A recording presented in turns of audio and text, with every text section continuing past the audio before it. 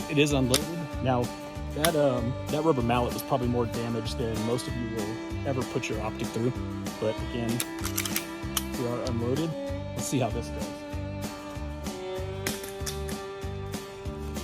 Well, shit. Today, I am going to help you decide if the new Olight Osight is right for you. So I've done my testing on this. I already published some initial results. I'll cover those again. You don't have to go look back through those videos, but I'll cover it here again in just a few minutes. And unfortunately, this one didn't go the way I'd hoped it would go. So first and foremost, the firearm is unloaded. There is no ammo in the vicinity of this review. So for all you safety police out there, including the YouTube moderators watching this, we are safe. Now, right off the bat, I'm gonna tell you, this has a lot of features that you typically find on much higher priced items, all right? To go over a few of them, it has a 3 MOA dot. That's not a feature on a higher priced item. It has a big picture window, almost 1 inch by 1 inch. I think it's like 0.9 something by 0.83 or something like that. So for comparison, I have an RMR here, and you can see the size of the RMR window versus the Osight window, so quite a bit larger on the Osight. It also has what I call shake to wake functionality. So let's say it's sitting on your nightstand, the dot goes off. As soon as the optic moves, the dot comes back on. So before you can even get it up and get a sight picture, that dot is back in action, all right? And then lastly, so right there on the front, I might have to roll in a better picture of it. You'll see a little tiny dot on the front. I don't even know what you would call it. It's basically a little window, all right? And what it does is it auto adjusts the brightness of the dot. Now you can manually adjust your brightness here, but let's say you're indoors, you have the brightness turned down, you don't need it, you don't need tons of light, you're indoors, and then all of a sudden you transition and you look out a window, all right? If your dot is low power, it will wash out looking out into a bright sunlight, all right? So what it does is it notices the ambient light that's coming into the optic and it adjusts the dot accordingly. You rarely find a feature like that on something that's about the $200 price range. And they also offer it in both a red dot version as well as a green dot version. In fact, oddly enough, you can kind of see kind of the red tint on that glass and the kind of a greenish tint on this glass. And before we get into some of the torture testing, one of the opportunities for improvement that I found is they give you this charging hood with it, all right? So there is an internal battery inside of here, and when you can see there's also a charging port on the top right there, all right? When I snap this in here, you see that it shows me now the battery level of the optic. And you can also hit the button on the side right here to see the battery level of the internal battery itself as well. Now, when it's snapped on, what it shows you is the optic battery level. When it's off and you hit that button, it shows you the battery bank level of this. But the opportunity for improvement. So most people who run an optic also run suppressor height sights, backup iron sights, all right? Because if the optic goes down, you still want your iron sights high enough to where you can see through the optic, all right?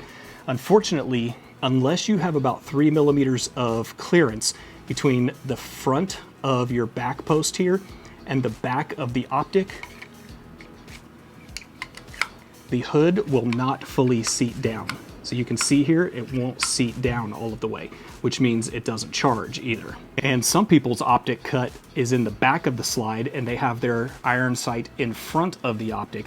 About the same thing applies there. You need approximately 3.2 millimeters of clearance between the back of your iron, if it sits up here, and the front of the optic in order for this to seat down on it.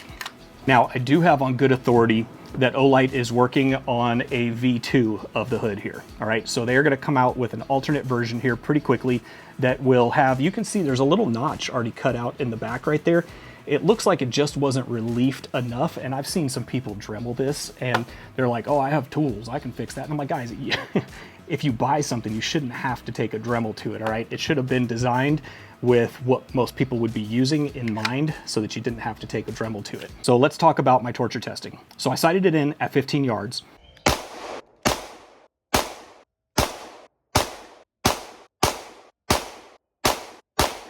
And then I moved up to 7 in order to get my groups, and I balanced myself on a tripod, all right, so that I could just kind of take the me out of it. In between each 5-shot group, I would wail on this thing with a rubber mallet.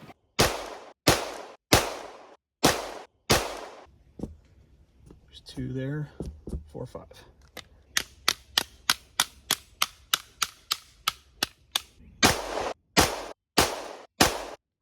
I felt myself throw them, so let's not blame the optic for those. It's going to be these 2 right here. 1, 2, 3, 4, 5. Again, don't count those 2. So here's our group. Our group before. Let's just call this our group this time. Held 0, no problem. Until I went a little bit further with the testing. We are unloaded. Let's see how this does. Well, shit. Broke the front of the frame off. Shit. The optic is fine. I don't know if you can see through there. Glass isn't cracked. When I went to pick the gun up, I had broken the front strap on my Dusk 19.